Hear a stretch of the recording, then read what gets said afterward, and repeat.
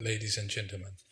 And I would like to start by expressing my heartfelt appreciation to the Canadian Council for the Americas for the recognition they have decided to bestow upon me tonight, which I humbly receive as a tribute to the determination of the Guatemalan peoples to defend and sustain democracy. Because if I am standing here in front of you, it's because the Guatemalan peoples decided to make a change in their lives.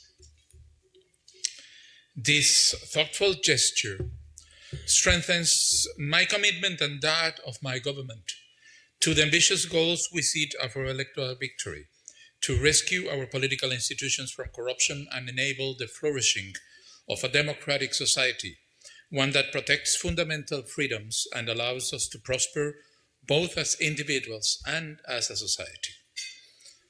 4 decades ago, along with many countries in this continent, Guatemala began its transition towards democracy.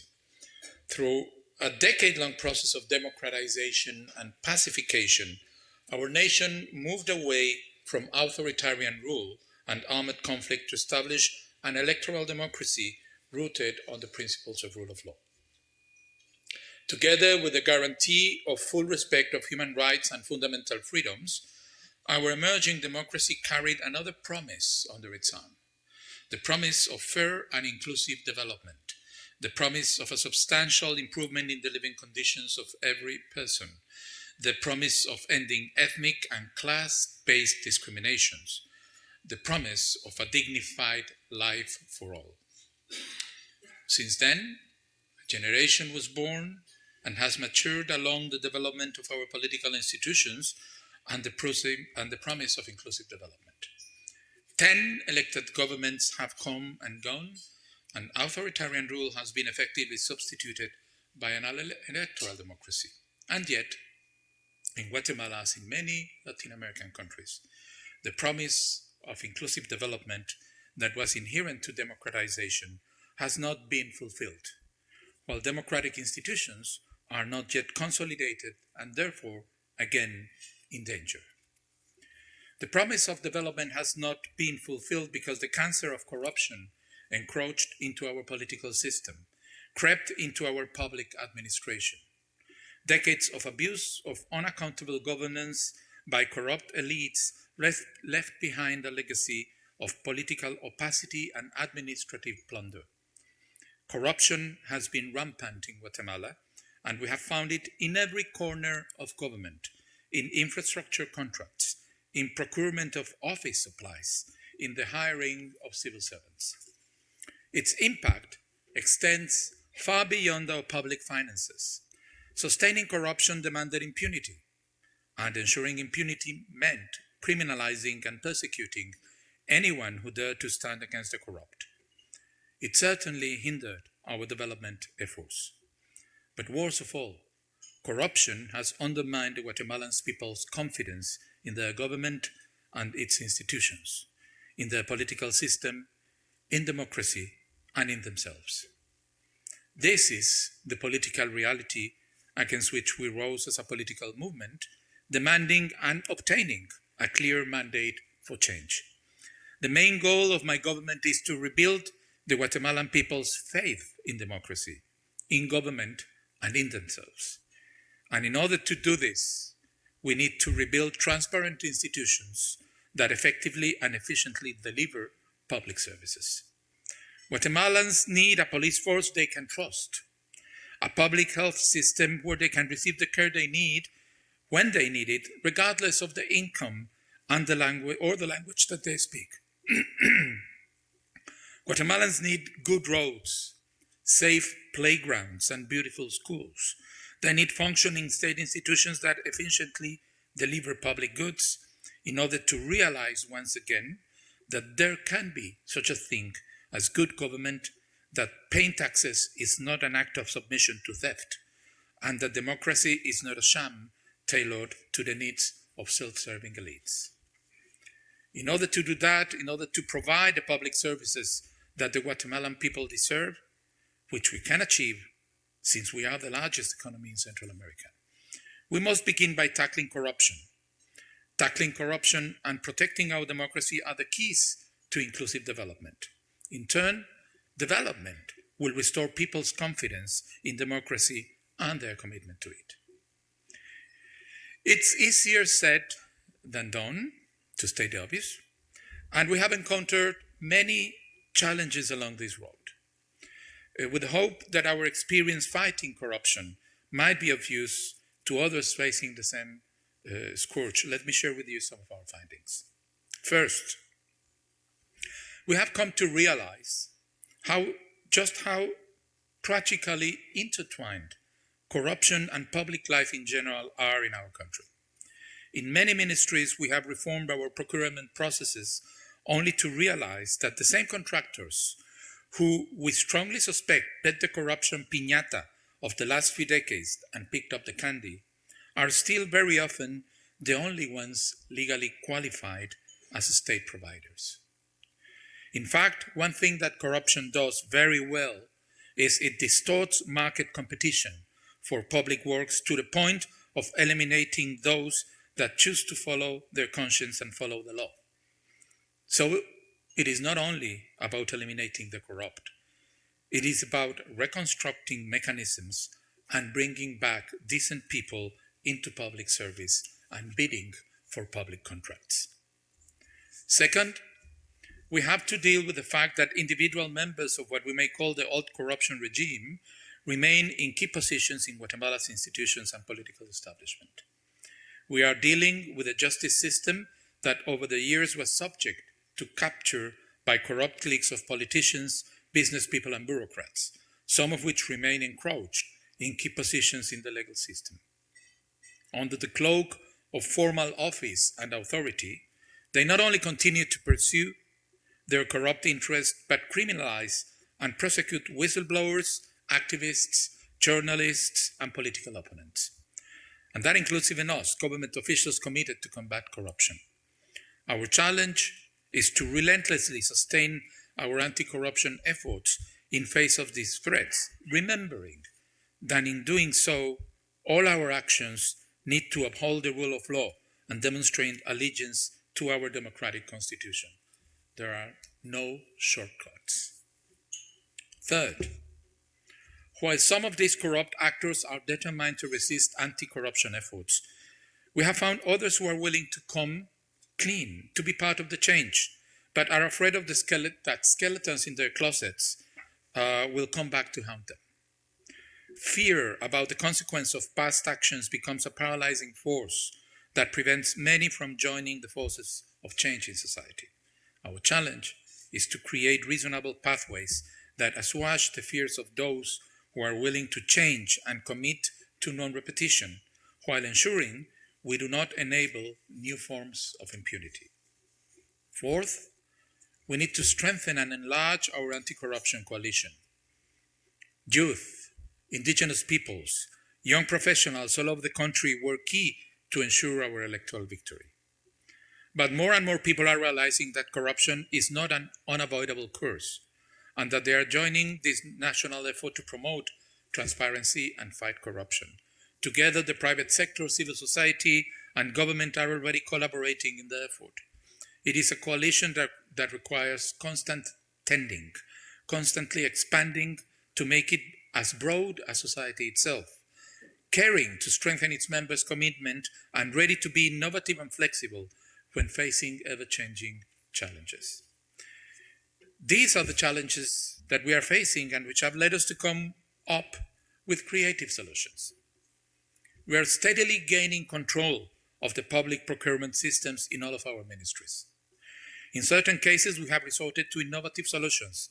For example, in our health ministry, we have redesigned the procurement system with assistance from the United Nations Office for Project Services, and this has allowed us to purchase more medicine and medical supplies more quickly at better prices. Our hospitals are practically fully supplied after years of plundering by corrupt officials and providers.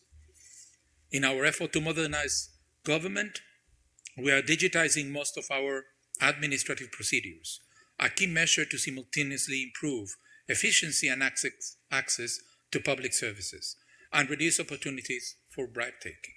By October 2024, 846 government procedures have moved online, allowing easier and transparent dealings between citizens and authorities, including business-related transactions. We have established a National Anti-Corruption Commission integrated by government officials and representatives from the private sector, indigenous groups, and academia, with the mandate to work with all dependencies in the executive branch in developing better transparency and accountability practices. They have already presented over 250 lawsuits to the courts denouncing corruption schemes by previous administration officials funded by our teams in the different governmental dependencies.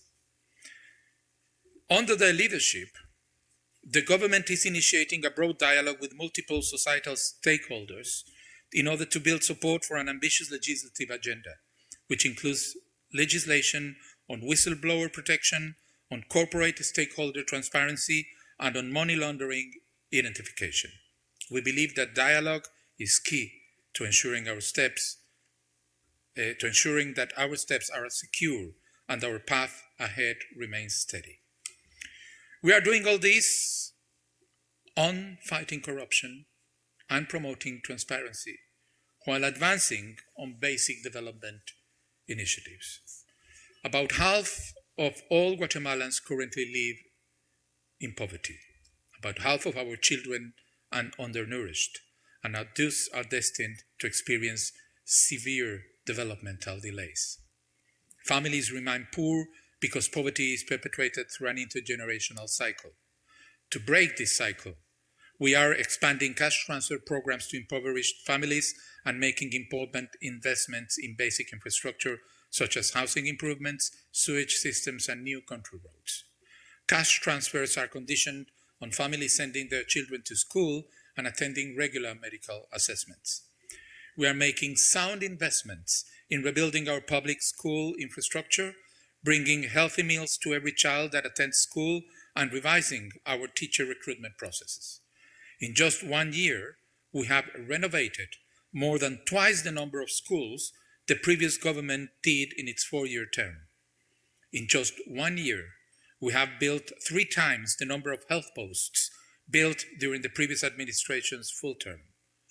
We have initiated an extensive affordable housing policy, securing loans for first-time home buyers at below market interest rates to support a middle class currently unable to access affordable housing.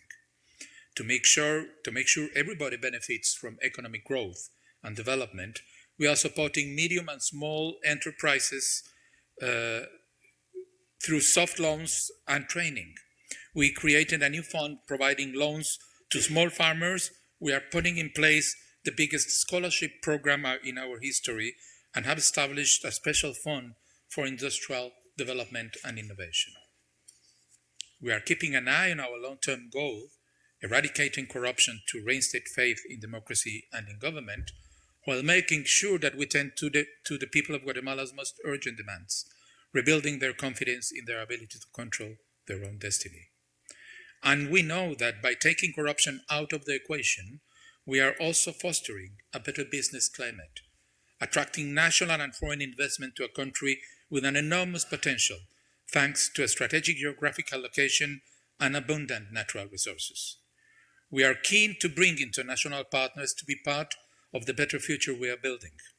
Our efforts to consolidate rule of law, engage in long overdue infrastructure development of roads, ports, and railroads, and invest in the development of human capital are part of our strategy to bring foreign resources, investment, experience, and know-how to help us harness our potential.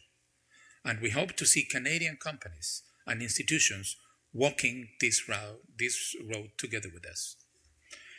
I'd like to make a final comment on why what we are doing is not only important to us in Guatemala, but also holds significance beyond our borders.